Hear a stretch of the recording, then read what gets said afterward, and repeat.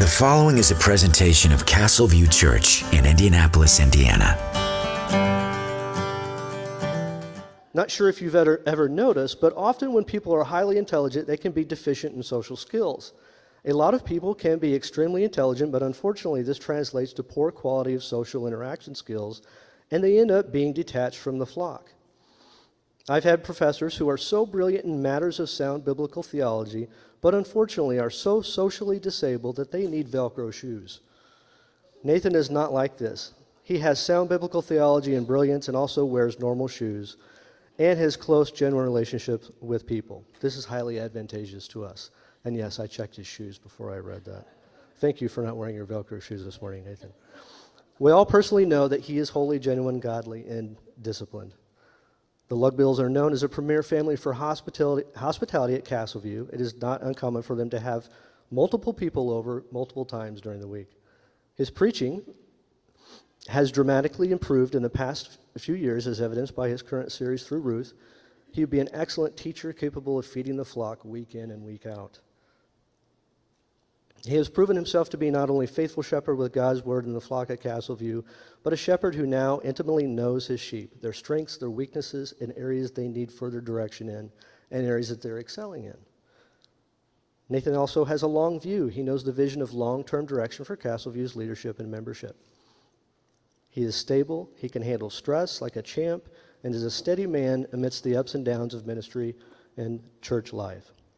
In summary, he has aspiration, capability, in that he is highly equipped with gifting and knowledge, and now after proving himself, he has the opportunity.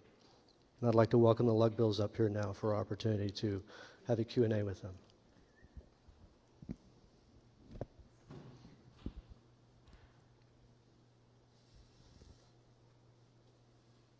Nathan and Jess, welcome. Thanks. And I'll start us off. Why do you aspire to be the next senior pastor of Castleview? It's something that the Lord's done over a process of years. First, my interest, and then confirmed desire to just serve in pastoral ministry. And after that, then kind of a secondary consideration was, would I at some point want to be, what do you call it, lead pastor, senior pastor, the main preaching and teaching pastor at a church? So as that desire became confirmed and as I got counsel from others, then it was a matter of wisdom, when and where would I do that? And I thought Castleview was the one place I knew it wouldn't be, because Eric was here and you guys were well equipped with a wonderful senior pastor. So when that opportunity came up, honestly, for both of us initially, it was kind of, we were taken aback and had to think and pray, not because we didn't love Castleview, but it was just so different than what we had planned on. We had thought probably a small work somewhere where there's maybe not a gospel witness or not much of one is where we would pour our lives into. And does Castleview really need us? Would that be the best fit? I'm different than Eric in so many ways. Would that be what's best for us, what's best for the church? So through praying, through talking with others, I think the Lord just really gave us a strong desire to stay. We started thinking about it for the first time, and like, what could this look like? And the more we thought about it and prayed about it, the more we thought, not only could we do this, we'd love to do this. So why aspire? I think the Lord's given us a desire to do it. Where does that desire come from? And we already know you and love you, so it's easy. It's not some church that we've never met, and we're thinking, well, maybe on paper this makes sense. We already know and love you, and if you would have us stay, we would just love to continue the work that God's doing here, hopefully for many years. Okay, great. Any questions, please raise your hand. I'll bring you the microphone.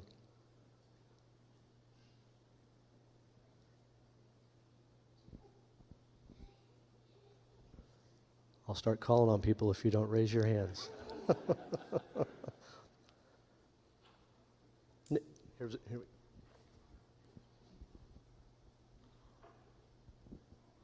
This question is for Jess. What are you feeling right now? Well, I don't love being up here in front of you all, so I'm nervous.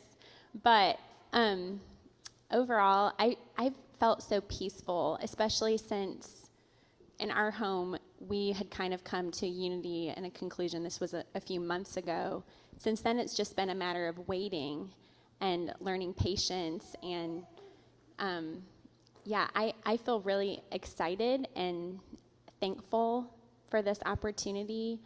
I feel nervous being up here, but I don't feel anxious right now by God's grace. So thanks for asking.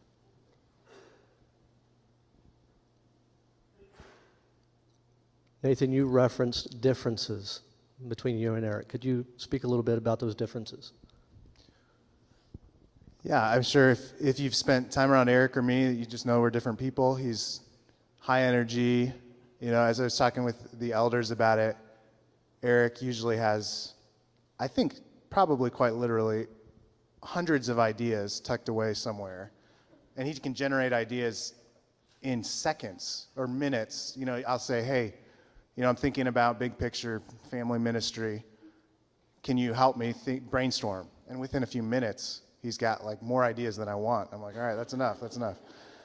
So he's kind of like, hey, let's do, of those 500 ideas I have, I'm going to limit myself to 50, and let's just be great at all of them. My personality is more like, I can think of a lot of reasons not to do all sorts of things. And I'm more likely to just hone in on a few, just, all right, what are a few things we want to do, and let's do those well. And then if we're deciding we need to change course, or we're really doing well here and we can do more, maybe we add something else we do. So we're just different in personality. I'm sure depending on other individuals' personalities, you just mesh more with certain types than others, or just more naturally have an affinity with one or the other. I imagine, with Eric and his giftedness, which is, I think, a real asset, someone could feel exhausted, oh man, it's just always a new thing. I always have to get up for stuff. I'm sure with me, other people could feel man, we just really downshifted. And I don't know if we're ever going to pick up speed again.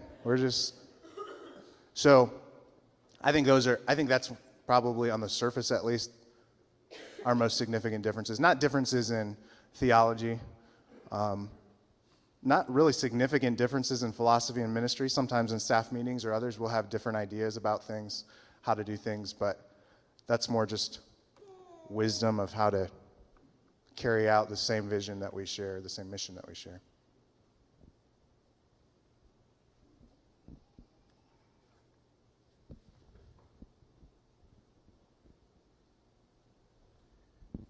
I know it's obviously tough not having thought about this until 2 months ago, but vision for Castleview. Obviously you've been on board the last 5 years, but you're not Eric. We know that. Is there something that has, oh, wow, I could lead? Is there something that you could wrap your arms around that you're excited about, or that, I know it's kind of tough being on both sides of the equation. That's a good question, Alan. I think it was a little bit of a shift. Certain times we'd talk about things, and I have tucked away in my mind, I'm sure Kelly has, if I'm a senior pastor someday of a different church, here's what I would want to pursue. Or maybe I do this a little differently. But then to kind of think, what if it were this church? What would that be? I've talked with the elders about this. I'm still praying and thinking through what that would even be, but some of the things that I came to pretty quickly, one would be, again, no fundamental change, no major, I think there's this one glaring issue that just has to change tomorrow. There's nothing like that for me. But when I think about us, and Eric may agree with many or all of these, I don't know. When I think about us as a church, not just what are we going to do, but who are we as a church?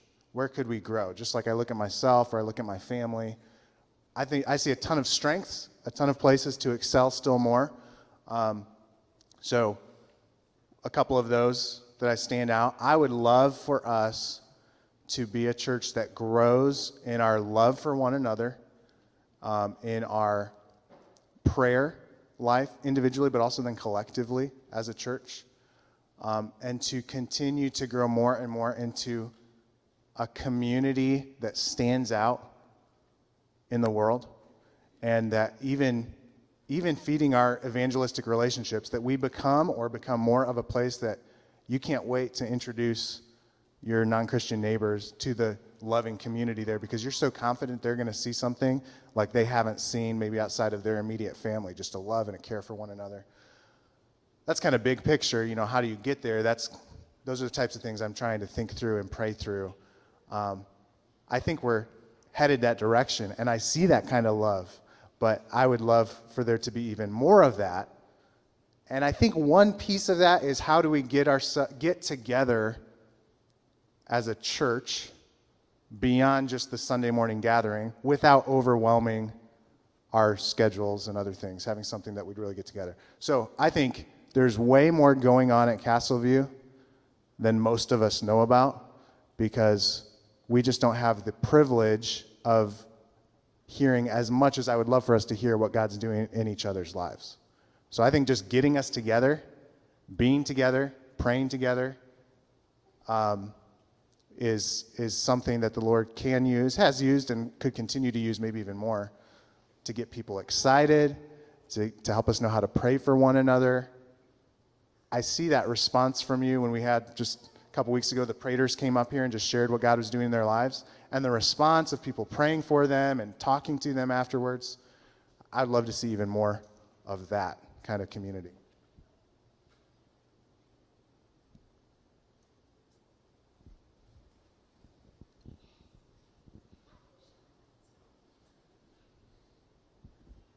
Good morning.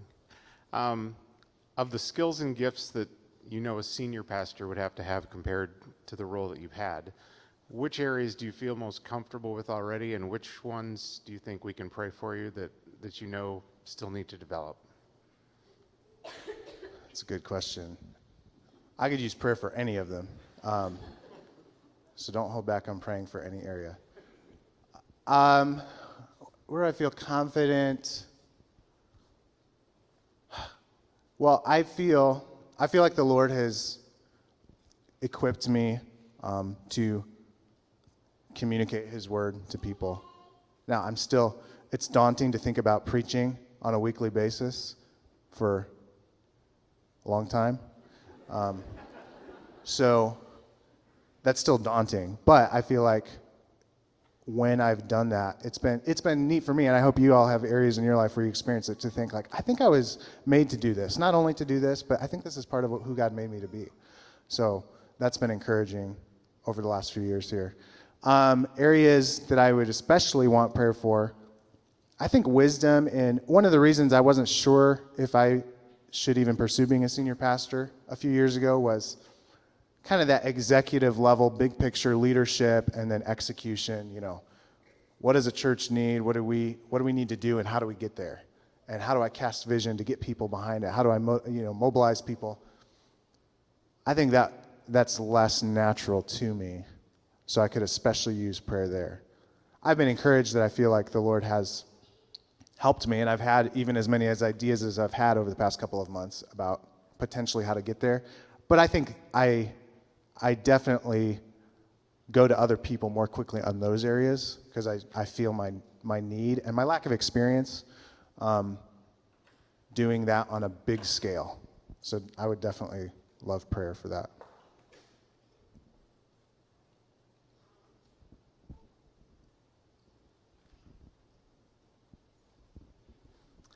Nathan, I know you spent some time at Capitol Hill Baptist Church in D.C. How long were you there, and what are some things you learned there that you think will help you as a senior pastor? I was, the church Tristan's mentioned, Capitol Hill Baptist in Washington, D.C. I was there for 2.5 years. I went there as an intern for a semester while we were engaged. We got married, and it was so influential that we kind of put any other plans on hold. Jess moved down there. She was a nanny. I worked at Starbucks just so we could be a part of that church. And then I got to go back on as a pastoral assistant to the senior pastor there. That was such a fundamentally transforming the way that I thought about the Christian life in many ways and pastoral ministry, so I'm sure I can't exhaust how that affected me. It just kind of changed, not 180 degrees, but it definitely changed the trajectory of my life and thought about the way I thought about church and ministry. Some of the main ones, if I had to pick one or two, the centrality of the local church in God's plan to display his glory in the world. I saw it in Scripture for the first time, and then I, at the same time, saw it lived out. And I saw people there, they're not perfect, they had regular problems. I mean, they're not terribly different from this church. But the culture there, for the first time I saw a church where what I used to think of as exceptional, super Christianity that I saw amongst missionaries and usually a few people in a church was more normal than exceptional. It wasn't, well, what were they doing? Well, normal Christian things. They were meeting together, they were praying together, they were sitting under the Word, and they were letting it affect all different areas of life. And that was such a vibrant community. That just changed the way that I thought about, the church and its place.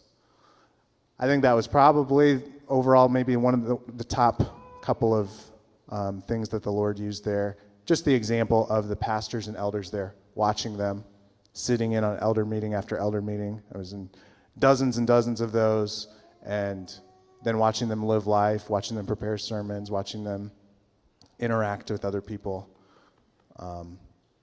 Those were the biggest things. Anything from our time in DC? I'll just say I am so incredibly thankful for the wisdom the Lord gave Nathan at that time for us to be there together, because as he said, he was an intern there and I wasn't there with him. And for us to be married and be at that church together for 2 years was so helpful for me to really be on the same page as Nathan, to see that church up front for myself, to be under good teaching for the first time in my life, was hugely influential for me. And I can honestly say I feel so excited and passionate about the same things that Nathan is for the church because of that time that we had there together. So I'm very thankful for that.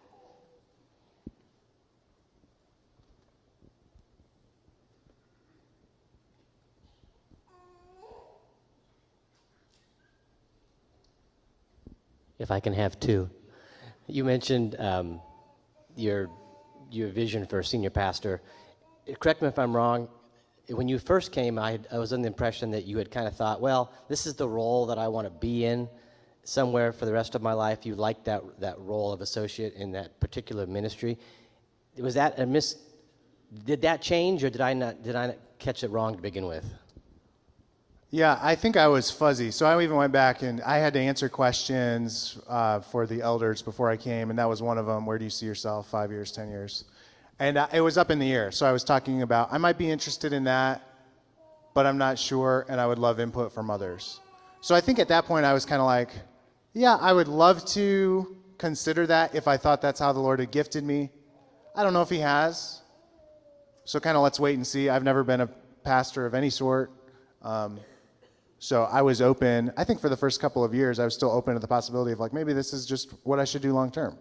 And I don't think it's a strong biblical distinction between an associate pastor and a senior pastor, but practically, there are definitely differences. So once I kind of revisited that, I think even, I get my years mixed up. I used to be great with short-term memory. And around the time we moved here and had our third kid, I'm really fuzzy.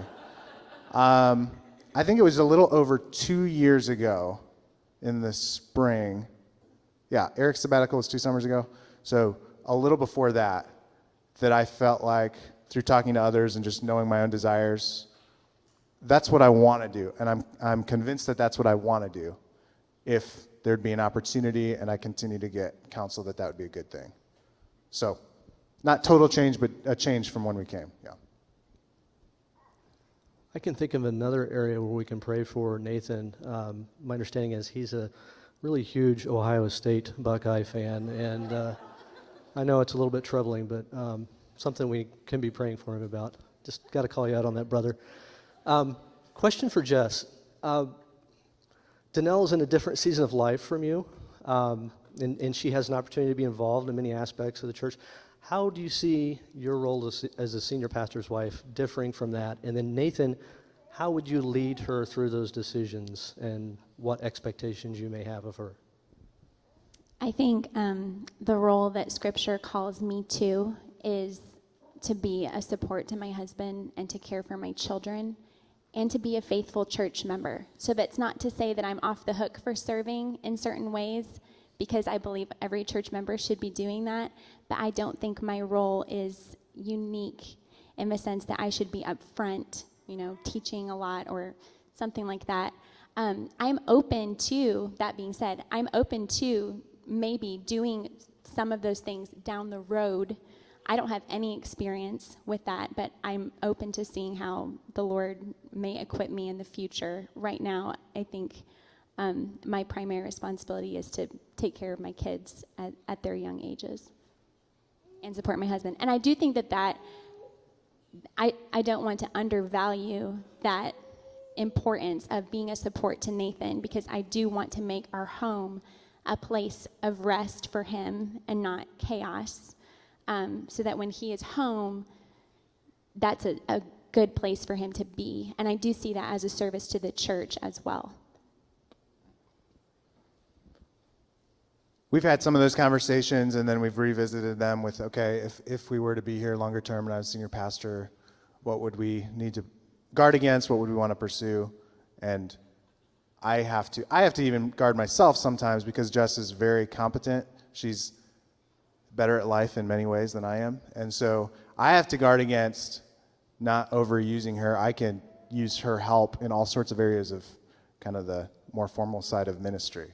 But to try to say, actually, the best thing you can do is really devote your time and attention to being a wife to me, mother to our kids, and then from the overflow of that, seeing what other opportunities there are to be an example or help to others. And she's got discipleship groups and other things that she's done and is doing right now that I'm all for, but never at the expense of those kind of primary roles that God's given. And she's a huge help to me, and I have no concerns about her. I want the prayer for me. She's fine. No, you can pray for her too.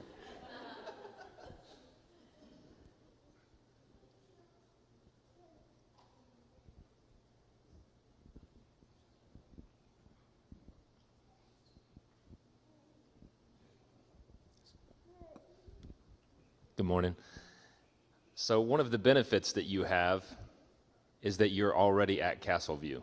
So you know Castleview, but one of the negatives that might be with that is Eric's here, has been here, and so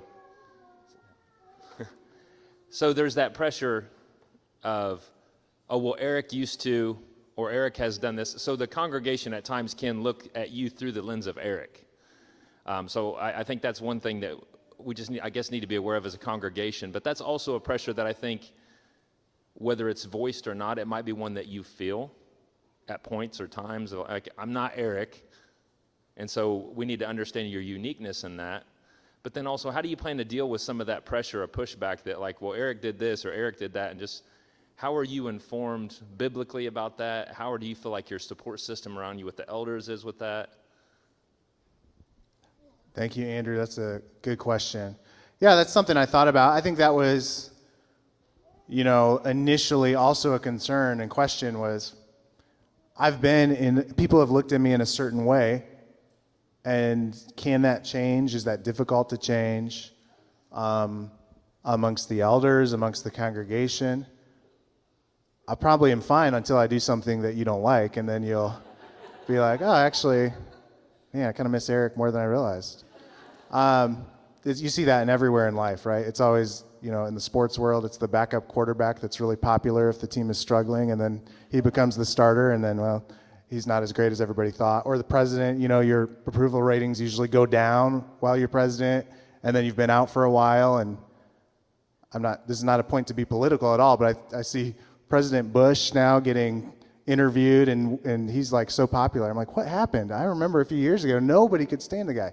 Well, I think similarly, it's like once you're in that role of decision making, you take more heat, that can be certainly an issue. And I'm sure probably everybody will feel that at some point in time.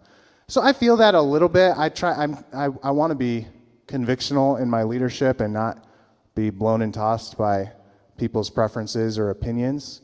I want to be open to reason at the same time. I think as far as coming behind Eric and under him, I was initially a question I had. I have certainly felt affirmed and been encouraged by interactions I've had with many of you over the past couple of months, which I think did play a role in us thinking maybe this would be a good place to stay and to continue.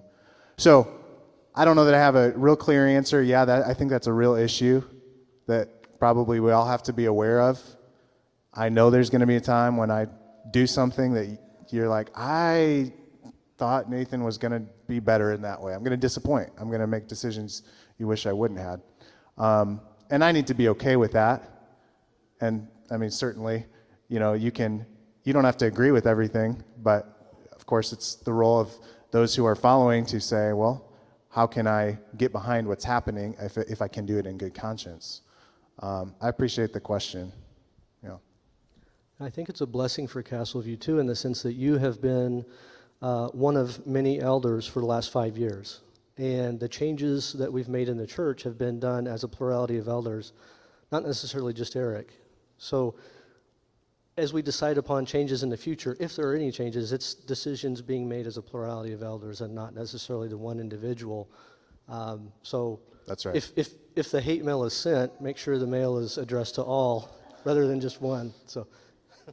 No, and I think that's a huge point that I was probably assuming. Honestly, if it was just a kind of the single pastor model, or the senior pastor as czar and everybody else just kind of has their little roles, I wouldn't be interested in it. And I think it's because of the plurality of leadership that I'm eager to continue on, and that's why I'm hopeful that it won't be a huge disruptive time of transition. Not just because, well, maybe we found a senior pastor in-house, but because you have the majority of your leaders are still going to be leading. So.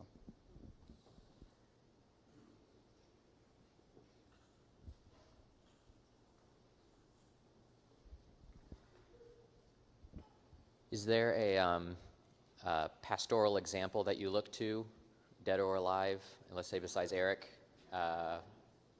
who you look to as an example and why? Good question. Yes, I think different things from different people. So I have a pastor who was an associate pastor at my home church when I was in middle school up into college.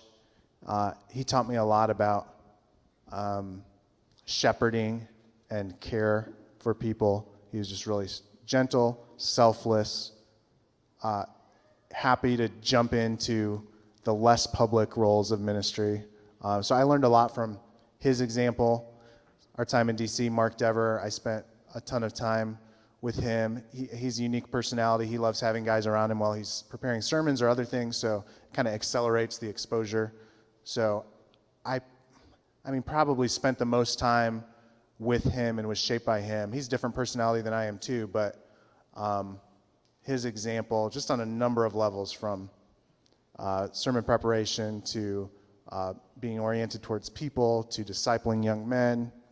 That was a huge example to me. Those two stand out.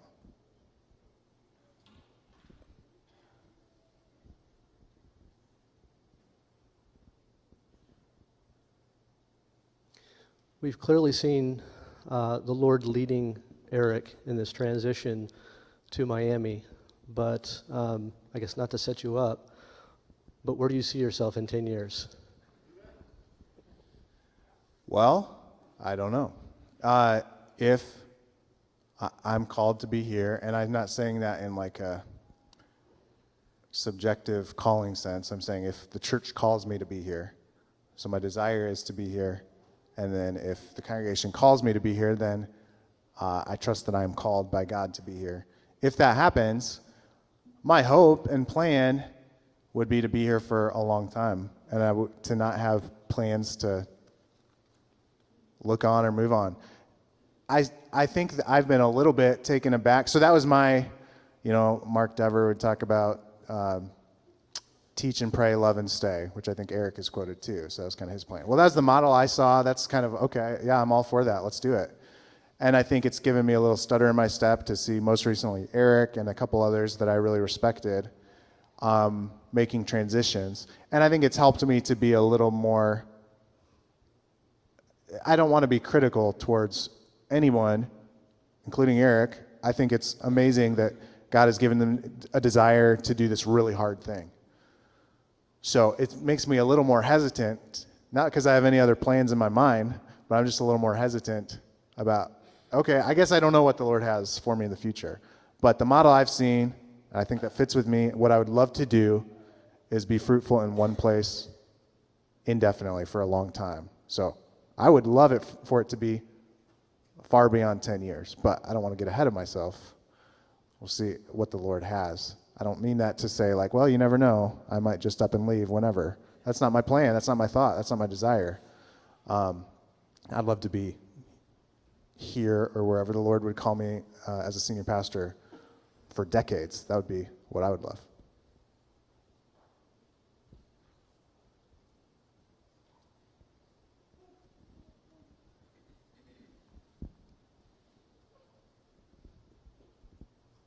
I'm competing with Alan, so. Do you see, or do you have any long-term goals for additional education for yourself? Yeah, I don't have any goals or plans for additional education. I do love to learn. I would just need to be convinced, and I probably need others to help me, to be convinced that it was worthwhile and helpful and would make me better equipped to do what I'm called to do as a pastor. So I'm kind of skeptical that that would be the case, but I'm open to it. I'd love to.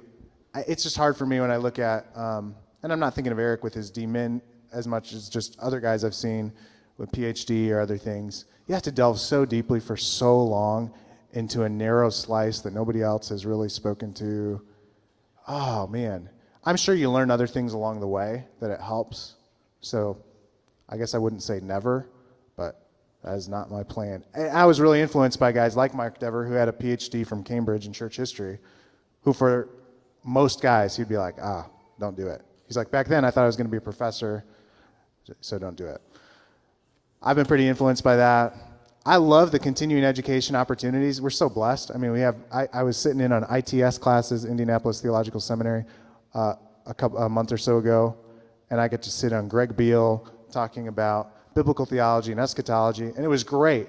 And it didn't cost me anything, and I didn't have to write any papers.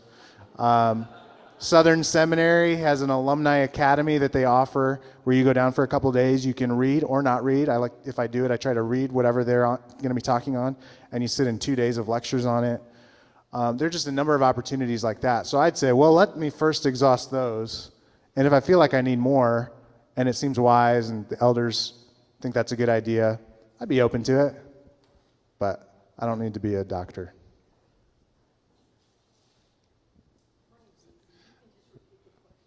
Yeah. Jared, you're up next. Oh, am I? No, you're fine. I don't know. Sid asked a good question. What are my favorite ways to learn? I don't know if I know. I guess reading. I mean, I like learning. I guess it's more often reading than like hearing. But I learned. That's more often what I do. It's hard for me to sit and listen to something. It feels like I should be doing more. You can read, you kind of take control of it. Yeah. I guess reading would be the biggest way. There are a couple of podcasts that I found helpful. More often reading. My question actually is, I don't know, you'll always ask it in TV. Are there any questions that you guys were in preparation for this morning? You were like, oh man, someone's going to ask this question. We're prepared for this question. Like, that you were like, that haven't been asked yet, that you're kind of like, oh, I'm ready to answer this question. Is that? Last night I looked over some of my prep for my conversations with the elders. I think we've more or less covered those. And then I looked over some theological answers from candidating a few years ago. But those ranged from, those were more like theological questions, like your view on soteriology, eschatology, ecclesiology, bibliology. So I just was like looking at those. What? That's all right. I was trying to look over those just to be a little bit sharp, but it's not very helpful. Do you want me to talk about any of those things? I'm fine with, unless someone else is like, yes, please, I want to hear about the ology of Nathanology. So I think this question was already asked about going forward, your vision kind of for Castleview, but I want to nuance a little bit with like your personality. We want to continue doing what Castleview is doing well. Is there like a pulse of your heart that's like, man, I really, really value, I want to kind of see discipleship grow. I want to see prayer grow, or I want to see good teaching grow. I want to see our classes grow, kids ministry. You know, is there just like kind of a heartbeat that you have naturally that you're like, oh, this is one that I want? Yeah, good question. I think that would still kind of go back to earlier what I was saying about just kind of life together. It spills over into other areas. I think it's prayer and discipleship would be towards the heart of it. So not only what we do, but who we are. How could we be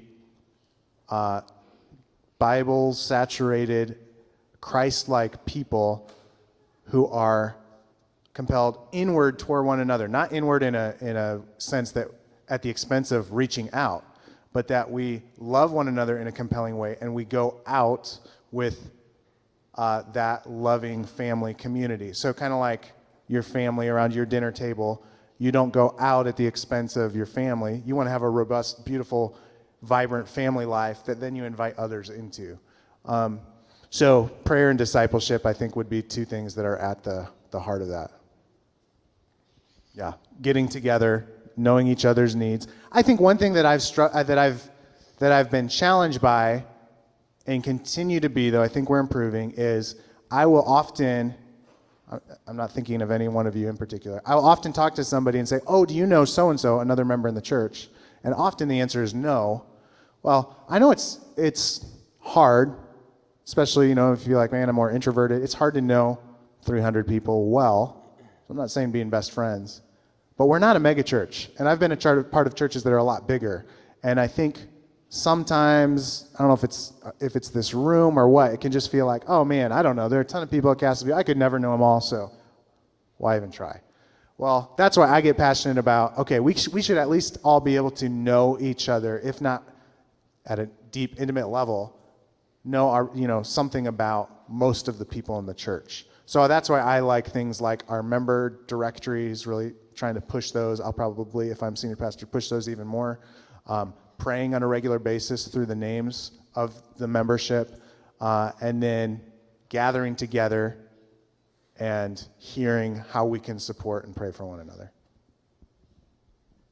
I just had a quick question. What do you see as the biggest lack as a church that we have? That everybody's not perfect, and as a church, there's got to be a spot where it's like, man, we are completely missing the ball here, and we need to make changes.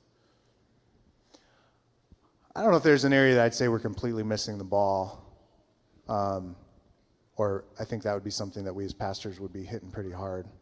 So where, though, are room for growth? Well, beyond what I was just talking about, I think knowledge and relationship with one another across the membership, across the body. Beyond that, I think one area is, I know a lot of people were out of town, but Eric taught a Sunday school class last Sunday in June. I'm sure it's online. Basically just thinking about what does it mean for Christ to be Lord over every area of life. And I see, it's always easier to see in others, I sometimes see what I perceive to be worldly thinking slipping in subtle ways. And one of the main ways is just adopting the world's moral, upstanding citizens of the world, not devious people, their approach to family, decision making. So the struggle to, the hard decisions we have, especially as parents. How do we make decisions about how we're going to spend our life, our time? Well, it's not only parents, that's everybody. But I'm thinking of parents with kids and family idolatry, kids' activities running out of control. And I just think, I'm pretty sure we should look distinct from our neighbors in those areas and not be chained to just doing what everyone else is doing. I'm not saying those activities are bad to do. I just see how easily in our own life, in our own family, those ways of thinking, like, I don't want my kid to miss out on this or this or this or this, so I got to pursue them all, and then I'm miserable, and when the church wants me to gather, it's a burden instead of a joy, because I've already spent all my energy in prioritizing these other things. And then the church wants my money. Well, I've already spent my money in prioritizing these other things. And now that's just burdensome. Now all of a sudden, the yoke doesn't feel so easy. The burden doesn't feel so light. This just feels like a pain. Well, I think that's probably on me when it starts to feel like that. Because if I had switched my priorities, simplified, I just think it's so, we're all about being minimalist. If we had kind of a Christian minimalism approach to these types of things, I think it just clarifies a lot. Where you say, all right, what does God call me to be? Well, what are you?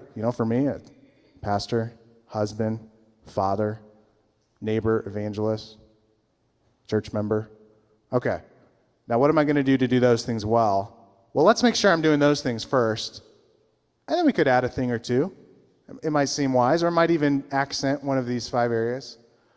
Versus like, I just got to do what everybody else is doing. I got to keep up with the Joneses, not just in the size of the house I have, but in all the things that I do and provide for my family. So that's one I've thought about recently. I'll step off my soapbox now.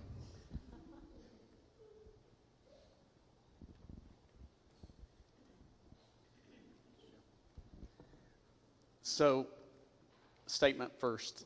As much as I was disappointed for Eric to leave, I'm equally excited for y'all to step in. So I'm excited about that, if that's God's will and God choosing. Your series on Ruth, is that a window into Nathan as to how he likes to preach? Or, I know Eric loves to just dive in and not wanting to compare you guys, but what is Nathan's style as far as preaching? Do you like to get into series and just tear them apart, or what do you like to do? I think so. I don't know, other than I could probably go back and look at other sermons and say, were they different than the Ruth ones or not? I don't know. I think different genres. Part of the reason that I chose Ruth was I'd never preached historical Old Testament narrative, like a story from the Old Testament. So I wanted to do that. And I actually was a little bit daunting at first, and then the Lord provides. Yeah, I like, so yes, great, yes, thank you. I like, the normal thing would be to just pick a book of the Bible and preach through it. So that was Ruth. My, plan would be to alternate between different types of scripture, sometimes spending more in depth, slower, and other times more quickly. But I probably, you think of different examples out there. Again, I was influenced by people at Capitol Hill. I'm probably not going to spend 3 weeks in a verse, not because I don't like, I can like that, and John Piper, John MacArthur can do that, and I think it's great. But one, I think I'd be making stuff up if I did that after, I don't know if I know enough to do that well without just saying other things. But also, I like, for the diet of a church, I think big picture, I could go through Ephesians in 3 years. But then there's 65 other books of the Bible that we haven't been in for 3 years. So I prefer to move as quickly as I can without compromising that. So like Ruth, I'm sure we could have spent more time in there. Well, I only had 4 weeks, so I had to do 4 weeks. But you could spend more time there. But I think you get the main point, the main message. You see a lot to learn from there. There's always more that you have to leave behind, and you just move on to the next thing. Nathan, it seems like Eric is involved in a lot of things around the city and around the country, probably things that we don't even know about. What do you think for yourself? Do you see yourself being involved in ITS and all the different pastor groups that he has going on? Great question. I'm not Eric. I think Eric's kind of, just in the last couple of years, really rallied a lot of people, and I don't see myself as that. But I love what God's doing beyond Castleview. So I wouldn't want us to become so our local church minded that we lose sight of the kingdom of God and what he's doing around the city, our state, our nation, our world. So I'd love, with the help of the elders, to consider those types of things. And I'm eager to see, so a couple of the most exciting ones to me locally, ITS, Indianapolis Theological Seminary, the Gospel Coalition, their local chapter. So that's like a cross-denominational, but it's all evangelical, gospel-centered churches. I love the partnerships we have and things like that, and I want those to continue. I don't know that I'll have the type of role Eric did, where he kind of made things happen, he got people together, but I want us to participate in those, as well as then at the SBC, Southern Baptist Convention, at the state and national level, might be some opportunities occasionally. You talked about us following Christ in all areas of our life. And I know because I've heard you talk about things, but could you elaborate? One of the challenges is becoming legalistic about those things. And I know you're sensitive to that. So if you could explain even how you would help us be informed better so that we don't all of a sudden decide, oh, here's all the things I have to do to be a good Christian, versus letting God speak into our lives. Great question. Yeah, that's the flip side of kind of rigorous Christianity, lordship of Christ and everything. You can, if unchecked, become self-righteous, very critical of others, judgmental. So I think you have to have a real, this is one of the many things that I grew in when my time in Capitol Hill, a real biblical, healthy view of Christian freedom. And some, passages like Romans 14 and others are good starting points. That was on my short list of things to teach or preach on when I was deciding recently, and then I chose other things. I think we have to say, hey, let's spur one another on towards loving good deeds, but let's not assume that I can tell at first glance when I look at your life how well or not well you're doing. So I'm even, as I'm saying, I'm concerned that sometimes that worldliness is seeping in. I'm thinking of ourselves. I'm thinking of the rest of us too. But I also am not like assuming every time I hear, oh, you're in some activity. Well, there you go. You've sold out. Oh, public schools, you sold out. I don't think where Scripture has not spoken clearly, we want to be very slow to be sure that the implications or applications of Scripture that we've identified are necessarily true, or at least are universally true for everybody all the time. And that, oh man, it gets into all the personal stuff with decision-making, singleness, marriage, how many kids you're going to have, how are you going to have those kids, what are you going to eat, all those things. Christians can real quickly become critical of one another and violate all sorts of, under the banner of the Lordship of Christ, violate all sorts of things we see in the New Testament. So that doesn't answer any particulars, but that we have to keep those two things in mind. Lordship of Christ, but also Christian freedom in him. I have a two-parter. The first is, do you see your role interfering with the insane 6 a.m. basketball pickup? No. Okay. Second, he has a really good jump shot, by the way. Second, so it seems like, there's different types of churches that are thought of in different ways, like there's seeker churches, and I can't ever really put my finger on what Castleview is thought of. It seems like when we have new members that come in, a lot of them have been to other churches that are not quite what they perceive as biblically sound, and they come here.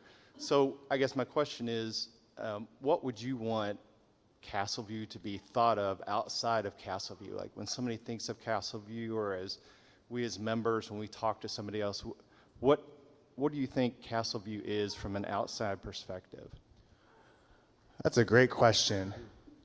Of course we can never and would never want to become too preoccupied with others' opinions of us, because we can't control those. But I think it's a good question to say, how would we want them to think of us? If it's not a Christian, if it's a non-Christian friend or neighbor, it might be as simple as like, man, those people, some of the stuff they believe is a little crazy, but they are just so nice. It's hard to dislike them. They just, I hope we're more than nice, but maybe that's their terminology. They're just so kind and loving, and they just will bend over backwards for you, and the way they interact with one another, it's different than anything I've ever seen. Maybe it's Christians from the outside. What would our reputation be? I hope it would be they are people of the Word.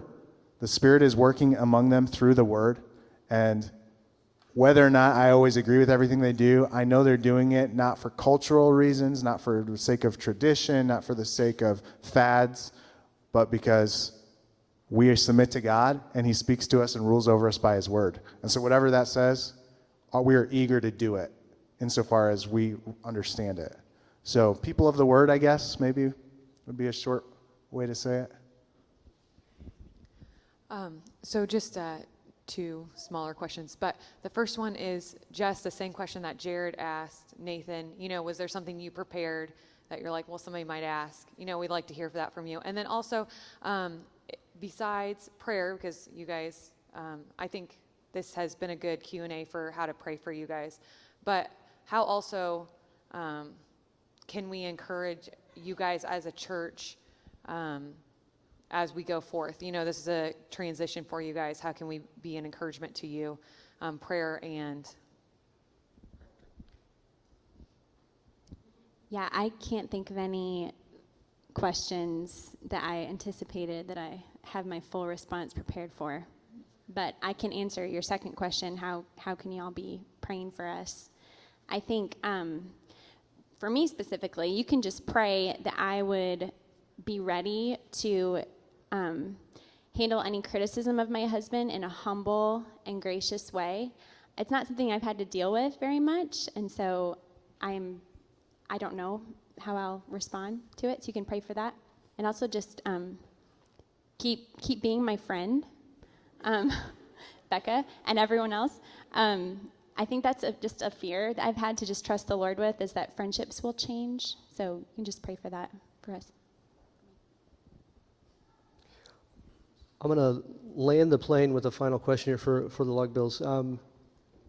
Over the last 5 years, we've had many members join the church, and many of them may not know your background. They may not be up to speed on Nathanology, as referenced earlier. Could you give us just a quick background of maybe where you've served, education, things of that nature? How quick do you want it? Sincerely. 3-4 minutes. Okay. And it's for just two or just for me? Yes. For this? Yes. Okay. Grew up in Northwest Ohio, farming community. Family had been there a long time. Livestock auction was the family business. When I was wonderful Christian parents, church that believes the gospel. When I was in middle school, the family business got sold. My parents were freed up, and they decided to go on the mission field. They went to Albania in Eastern Europe. So I spent some of the end of high school there around age 16, 17 in Albania. I went to Indiana Wesleyan University in Marion, studied political science and economics, had a professor who really challenged me to think through life and all of life from a Christian perspective, a biblical worldview, Francis Schaeffer type of stuff. From there, I thought about law school or seminary, took a year off, ended up kind of stumbling into the thing in DC, and it was kind of where the trajectory changed. I thought, I don't have to just be critical of some of the church models I'd seen, but there are actually biblical churches out there that I could get positively excited about, and that's a better way anyway as a Christian. So through that time, grew a lot, 2.5 years in DC. We're married. That's our first couple of years of marriage. Then to Louisville, Kentucky, to Southern Seminary, where I got my MDiv, and then here 5 years ago. That was really fast. I also grew up in the same farming community. My dad is a farmer, currently, still. Oh, we were like 5 miles apart.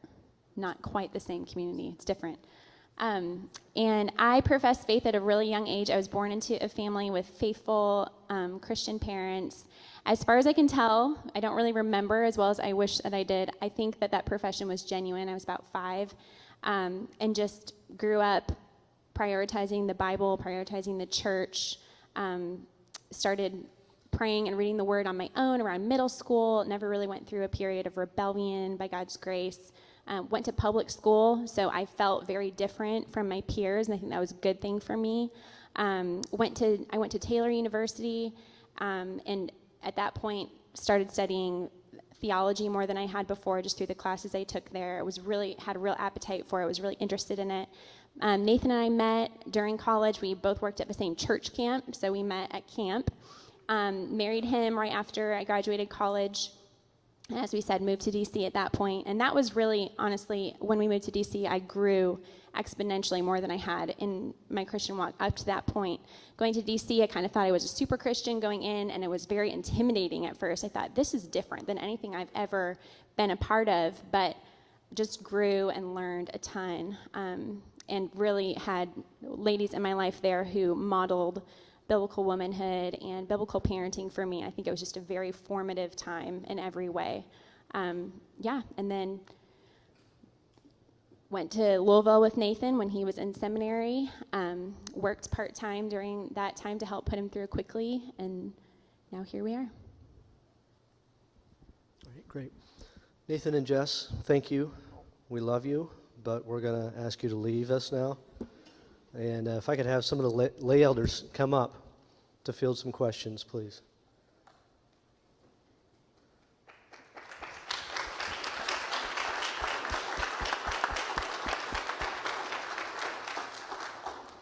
Kelly's going to be our runner of the microphone, and we'll sit up here and answer any questions you may have for us.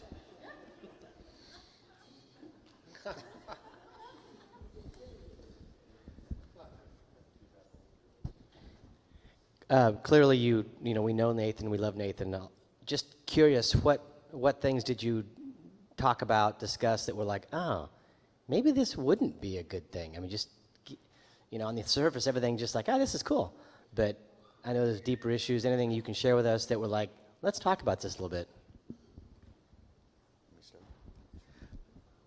Kind of an obvious one. We're starting over with the 33-year-old pastor again. And we've done that once now. First time we did it, we didn't anticipate to go that direction, and we see where we are 9 years later. So it was a little less intimidating to do that a second time. He's never been a senior pastor, obviously, so that was just some things we had to talk through. Does he have those leadership characteristics? And we got those proved out as we talked to Nathan, as you heard in a lot of his answers today.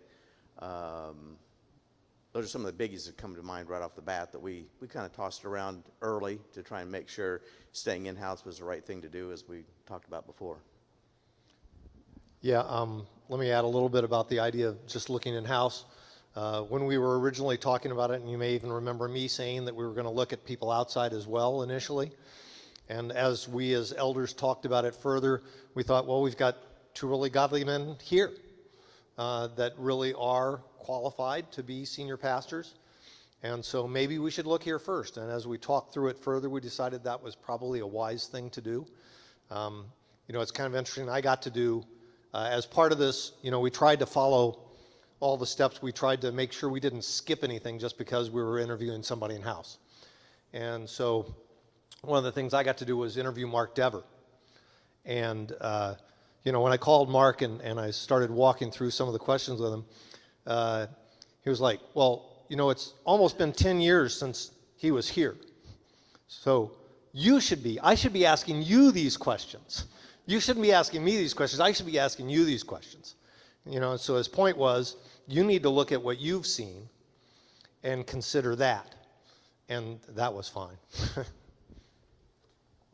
I think for me, just real quickly, I've had a previous experience being an elder in a different church where we hired an associate to replace the senior pastor, and I think hindsight is 20/20, and that may have been a mistake. So for me, I was very hesitant at first, not necessarily because of Nathan. It was just the experience of that, and Nathan just proved me wrong. So, or not necessarily wrong, but just proved himself. So. It's not very often that you have an opportunity to have a 5-year interview with someone. So he's a known entity. He loves the people, and the people love him. Again, he smells like the sheep. We could have looked outside, and we probably could have found several people that may have giftedness and skills in areas that Nathan does not. But at the same time, he may have giftedness in areas that they do not. What we didn't want to turn it into was a beauty contest. How beautiful it is to say, I fell in love with you at first sight. I didn't have to search anywhere else. You were the one in my eyes. You know, as you might say it to your wife, or your spouse, or your future spouse, or whatever it may be. So what a beautiful story it is to say, you know, this is a guy that is qualified. We love him, and we think he would do phenomenally here at the church.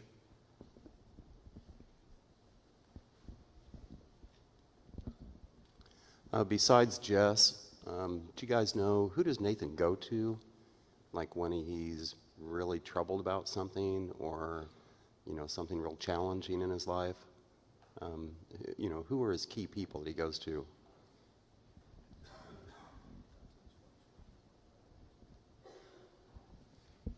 Yeah, so I'm getting the mic because I'm in this fellowship group. He does talk to different ones of us under different circumstances. I know he goes back to Mark Dever. Beyond that, I don't know. We did ask that question of him, actually, because knowing that Eric won't be here anymore, he obviously can connect with Eric. It's not like he's out of his life.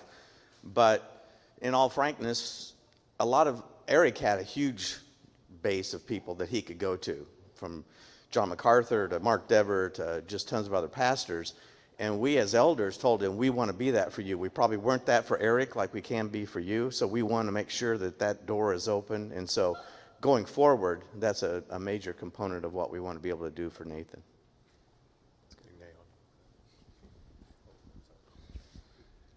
I was just going to say, I think he has several people that he's still connected with at Southern, mostly professors that he has relationships with.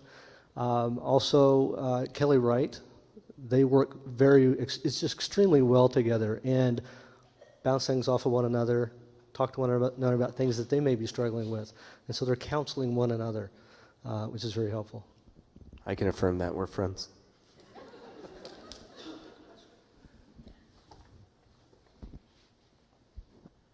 With the decision to have Nathan become senior pastor, is there some sort of transition plan or development plan for another person in Nathan's current role, and staff development? What does that look like?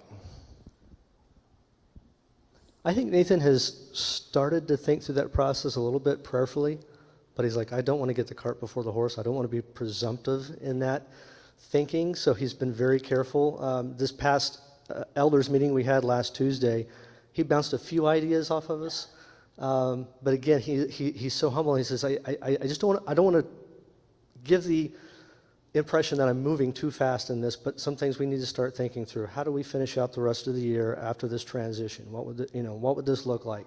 We're thinking through that and just making sure things are covered. We have two really solid guys we think can cover a lot. We have been blessed with assistant pastors or pastoral assistants, I should say, that will help out and maybe even step up in different roles as we work through that process. But again, I think it's important to have that senior pastor, his voice in that conversation as we start thinking through future associate pastors and what is their role here? How are we going to divide the different responsibilities, whether it's children's ministry, youth ministry, discipleship, whatever it may be. But we don't anticipate anything, we're not going to drop anything in a sense. We're going to continue to make sure everything is being led and led well. Kind of connected to that, is there an update on when timeline for Nathan stepping into the pulpit as far as when a vote might be considered, and from then when he might start coming into the pulpit? Or I'm not rushing him, but I'm just curious if any more conversation has happened on that. Sure. We have a rough draft timeline in place. It's in pencil, depending upon how the Lord leads us through it. We have a second Q&A scheduled for, is it next Sunday? I'm looking Saturday, for Kelly. August 5th. August 5th, okay.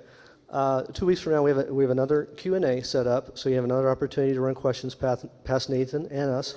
After that, if we get a feel that we need another Q&A, we will have that. If we think we have a feel where there's comfortability, everybody's had their questions answered and whatnot, then we would likely announce a special members meeting that would be in late August to have a vote. Actually, not even a special members meeting. Maybe it's just after a church service. I mean, it's hard to have a special members meeting and have you all come into the church at, say, 6 p.m. on a Sunday, cast your vote, and then leave and go back home. We don't necessarily want to put you through that process. Maybe we could do it after a church service on a Sunday. It would be easy for most families and most of us. So just thinking through that. And then we have a schedule for Pulpit Phil for several weeks, so that is taken care of. And if there's a vote, say in late August, then we're probably thinking about, I mean, he would go live soon as senior pastor, but we wouldn't put him necessarily in the pulpit right, the very next Sunday. He needs time to think through and organize different responsibilities and staff and things of that nature. So let's give him some time to assimilate into that, and then maybe early October have him start in the pulpit. It's the rough draft mindset right now. Yes. Yes, some of you may remember, some of you may not. When Eric came, we gave him 6 weeks to just sit in the congregation, not to start preaching, so he could get to know us a little bit before he started preaching. Now, obviously, with Nathan, it's a little different situation. He's been sitting with us for 5 years. But still, as Jim said, he's going to have to think through some different things before he gets started. So that's why we came up with the idea of giving him a little more space before he starts. Obviously, moving from associate pastor to senior pastor, your leadership, administrative skills, those things all change. Conversations about that. Obviously, you feel he's capable, but just kind of looking for some of the backstory, how you discussed that, issues that came up, questions that were asked, et cetera.